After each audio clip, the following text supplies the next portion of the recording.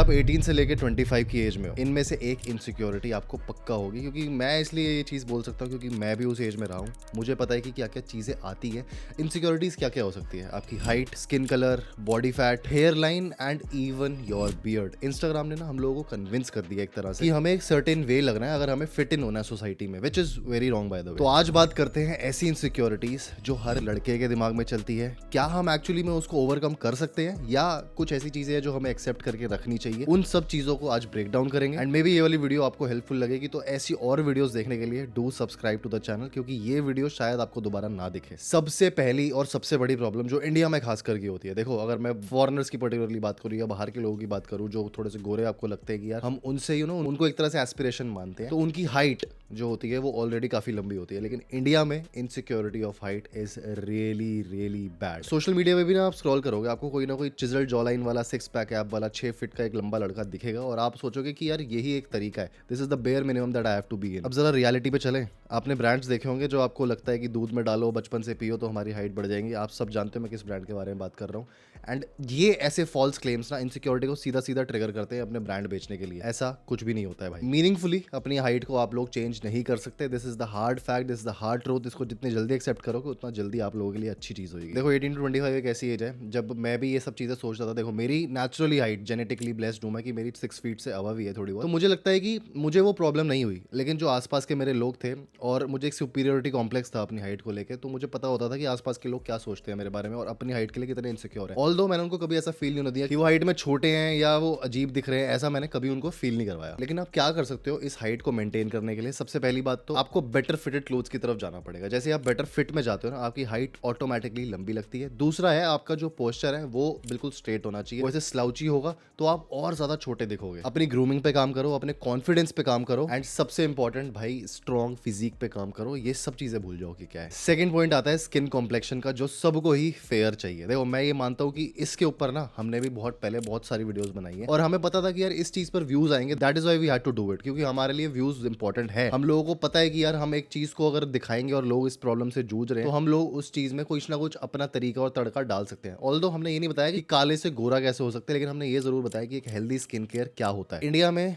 Colonial rule जब से रहा है, जब से ब्रिटिशर्स हमारे यहाँ पे थे, उनको हमेशा भाई साहब जी करके ही देखा जाता है। तो आज तक हमारे ब्लड में, हमारे डीएनए में ना वो चीज फिटेड है। हम जब भी किसी गोरे को देखेंगे, चाहे वो भाई गरीब हो चाहे वो कैसा भी हो, हमें लगेगा कि ये हमसे ऊपर है in any aspect of life. ये हमसे ज्यादा खुश होगा, ये हमसे ज्यादा फिजिकली स्ट्रांग होगा, ये हमसे ज्यादा पैसे वाला होगा। ये सारी चीजें आती ही आती है। रियलिटी ये है कि हेल्दी स्किन आपकी लाइटर स्किन जो फेयर कॉम्प्लेक्शन है उसको इजीली बीट कर सकती है। सॉल्यूशन क्या है इस चीज का? सबसे पहले तो सनस्क्रीन मैंडेटरी कर दो अपने स्किन केयर रूटीन में। अगर आप चाहते हो कि आपकी स्किन जैसी आज है वैसे ही भाई 40 साल बाद रहे या 30 साल बाद रहे फॉर दैट मैटर, उसको आपको यूज करना पड़ेगा। Use a good moisturiser for your skin. Skin जितनी प्लम्प होगी, जितनी हाइड्रेटेड रहेगी, उतनी ज्यादा आपको रिंकल की प्रॉब्लम बाद में जाके कम होगी और उतना ही ज्यादा आपकी जो स्किन है ना वो खिल के बाहर आएगी। स्लीप आपको हर एस्पेक्ट में चाहिए, चाहे आप जिम जाते हो, चाहे आप नॉर्मली काम करते हो, कुछ भी बैठ के कुछ भी कर रहे हो, sleep is an important aspect आपकी ओवरऑल बॉडी हेल्थ के लिए, even gut for that matter. Hydration on the other hand is also an important aspect. And अगर आपको पिगमेंटेशन की प्रॉब्लम है तो उसको ट्रीट करना जरूरी है, बिकॉज ये एक स्किन केयर का एक एक्सेप्टेंस वाला पार्ट नहीं है, ये एक प्रॉब्लम है, ये एक क्योरेबल डिजीज है जो आप इजिली कवर कर सकते हो। इनसिक्योरिटी नंबर 3 आती है हमारा बॉडी फैट। अब देखो बॉडी फैट के लिए ना बहुत सारी कॉन्ट्राडिक्शंस है। अगर मैं इसके बारे में बात करूंगा तो सबसे ज्यादा इनसिक्योरिटी भी इस चीज के लिए होती है। सबसे पहले हाइट, फिर आती है हमारी बॉडी फैट। बॉडी फैट एक ऐसी चीज है जैसे ही हम मोटे हो या हम ऑलरेडी बहुत ज्यादा पतले हो, ये दोनों जो एस्पेक्ट है ना बहुत ज्यादा नॉर्थ और साउथ पोल में आते हैं, लेकिन उतना ही ज्यादा इफेक्ट करते हैं। मैं हमेशा अपनी जिंदगी में ना पतला रहा हूं, तो मुझे हमेशा लगता था कि यार मैं वीक हूं दिखने में और मेरे पास कुछ भी स्ट्रेंथ नहीं है, जब तक मैंने स्ट्रेंथ ट्रेनिंग प्रॉपर्ली स्टार्ट नहीं करी थी। उसके बाद मुझे एक्चुअली पता लगा कि यार जो मोटे दिखने वाले लोग हैं, जो मुझसे हेल्दी दिखने वाले लोग हैं, उनमें भी उतनी कैपेसिटी नहीं है जितना मैं वेट उठा पा रहा हूँ या जितनी मैं एंड्योरेंस पे काम कर पा रहा हूँ, जितना मैं अजाइल हूँ,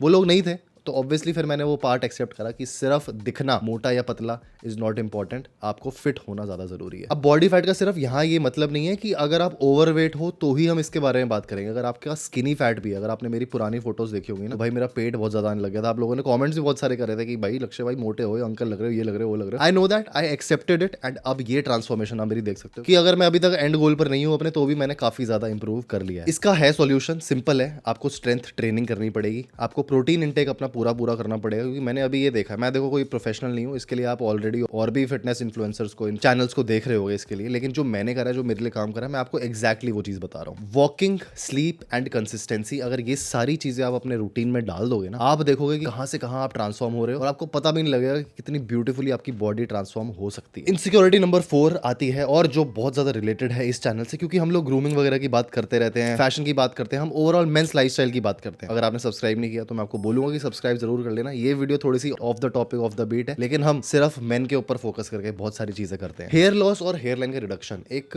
बहुत ज्यादा भाई पर्सनल एस्पेक्ट है। जैसे जैसे बाल आपको टूटते हुए दिखेंगे ना, आपको लगेगा कि मैंने क्यों ये चीज कर ली, मेरे साथ ऐसा क्यों हो रहा है, और मेरे साथ ही क्यों हो रहा है, बाकियों के साथ क्यों नहीं हो रहा। आप अपने आप को एक कॉर्नर करने लग जाओगे, आप अपने आप को सोचने लग जाओगे कि यार हम किसी से कम है। लेकिन सबसे इंपॉर्टेंट पार्ट यहाँ पे आता है जेनेटिक्स का। अगर आपके जेनेटिक्स ही स्ट्रॉन्ग नहीं है, आपके दादा के, आपके परदादा के, आपके पापा के बाल नहीं है, आपकी मदर की साइड के किसी के बाल नहीं है मेल्स में, तो ऑब्वियसली भाई आपको भी कहीं ना कहीं वो फेस करना पड़ेगा और आपको वो एक्सेप्ट करना पड़ेगा। आज के टाइम में तो फिर भी एक्सेप्टेंस इतनी बढ़ चुकी है कि लोग पूरे अपने बाल शेव कर लेते हैं, they are accepting their bald heads and that is perfectly fine. जरूरी नहीं है कि आपको लशियस हेयर, ब्लैक बाल स्कैल्प पे चाहिए ही चाहिए, जरूरी नहीं है भाई, बिल्कुल भी। ये जो मेरे बाल अगर आप देख रहे हो अभी मेरे पास है, क्या पता 4-5 साल बाद ना हो, तब मैं क्या रोऊंगा? नहीं भाई, अगर मुझे लगेगा कि हाँ यार मेरे को जरिया कोई और चाहिए, this is affecting my business in a way, तो मैं हेयर ट्रांसप्लांट की तरफ जाऊंगा। And I am not a big fan of hair transplant. Maybe मैं करवाऊं, मे बी मैं ना करवाऊं। ऑल्दो अगर आप एक अर्ली स्टेज में हो ना हेयर लॉस के, तो आप काफी सारे जो ट्रीटमेंट्स आजकल आ रही है, जैसे कि ट्राया देता है, आई थिंक मैन मैटर्स भी देता है, तो उनकी तरफ आप जा सकते हो, वो आपको काफी अच्छे तरीके से बता देंगे। आप डरमैट के पास भी जा सकते हो। डरमैट के पास बस एक प्रॉब्लम ये होती है कि हर डरमैट ना अच्छा नहीं होता, आपको कोई ना कोई सोल्यूशन वो जरूर दे देगा, लेकिन वो टेम्परेरी होता है, जहां पर वो मिनॉक्सिडिल आपको रेकमेंड करते हैं। वो एक लॉन्ग टर्म सोल्यूशन नहीं है, जैसे आपने उसको रोक दिया, काम करना छोड़ देगी वो, और आपके बाल वापस जाना शुरू हो जाएंगे। तो इसका भी सोल्यूशन है। अगर आपको अर्ली हेयर लॉस दिख रहा है या हेयर फॉल दिख रहा है, go for treatments. Early action लेना काफी जरूरी है, क्योंकि आपने एक चीज को पैदा होने से, उसको बड़ा होने से पहले ही रोक दिया, that's the best thing that you can do. Second है, एक गुड बार्बर में इन्वेस्ट करो। अगर आप एक अच्छे बार्बर में इन्वेस्ट नहीं करते हो, तो आपका जो हेयर लॉस बाय चांस अगर हो भी रहा है, वो और ज्यादा प्रोमिनेंटली दिखेगा। ये उसके हाथ में होता है कि वो किस तरीके से आपके बालों को स्टाइल कर पा रहा है। अगर आपने अच्छे हेयर स्टाइलिस्ट को पैसे दिए और उसने आपके बालों को बहुत बढ़िया कर दिया, I think that is the way that you should go for, and उसी से आप बाल कटवाते रहो। एक ही बंदा पकड़ो और हर बार उसी के पास जाओ। और एक बिग नो है, मिरेकल ऑयल्स की तरफ मत जाओ। कोई बोले ना कि मैं आज हेयर ऑयल लगा रहा हूँ, कल देखना मेरे बाल ऐसे 50 उग के आ जाएंगे, बिल्कुल मत लेना, that is a false claim. चाहे आपने वो आयुर्वेदिक जड़ी बूटियों वाले जो ऑयल्स आते हैं, जो लंबे लंबे बाल करके दिखाते हैं, वो एड्स पक्का देखी होंगी, that is a scam. Sixth insecurity again आती है एक्ने या फिर आपके स्किन टेक्सचर। मैं ना फॉर्चुनेट रहा हूँ, क्योंकि मेरी स्किन की क्वालिटी हमेशा से अच्छी रही है। ऑल्दो अगर मेरे फेस पे अगर आप ध्यान से देखोगे ना, तो थोड़े थोड़े आपको मस्से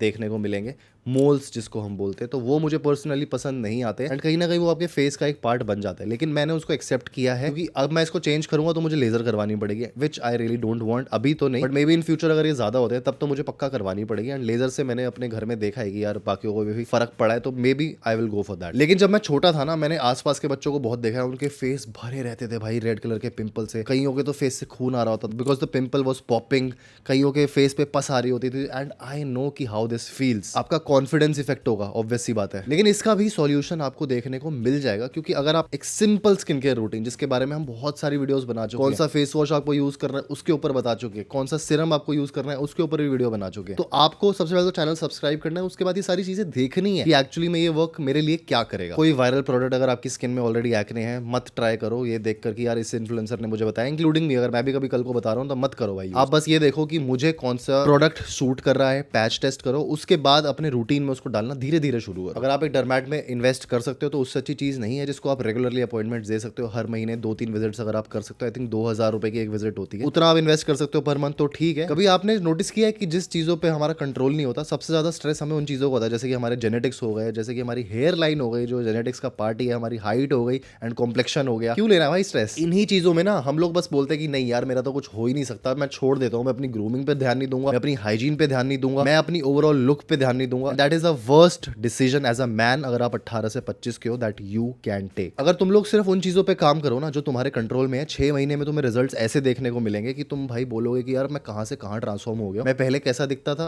अब क्या ये चीज हो गई है। Transformation is really important. तो आई होप ये कॉन्फिडेंस बूस्टिंग टाइप की वीडियो आप लोगों को समझ आई हो, क्योंकि ऐसी वीडियोस ना मैं और लाना चाहता हूँ, लेकिन अगर आप लोग देखना चाहोगे मैं तभी लेके आना चाहूंगा, क्योंकि मैं आप लोगों से सिंपल 1-to-1 बात कर रहा हूँ। इसमें कोई स्क्रिप्ट इन्वॉल्व नहीं है, इसमें कोई प्रोडक्ट इन्वॉल्व नहीं है, इसमें कोई स्पॉन्सर्ड कंटेंट नहीं है, this is just just 1-to-1 talk with you and me. And मैं चाहता हूँ आप सब्सक्राइब कर लो ताकि आप मुझे बता पाओ इन फ्यूचर मैं किस किस तरीके की और वीडियोस आपके लिए ला पाऊँ। अभी का कमेंट सेक्शन खोला है, so you can go and comment there. आप लोगों से मिलूंगा मैं नेक्स्ट वीडियो में। So till the next time, stay sexy, stay stylish, see you guys in next one, bye bye.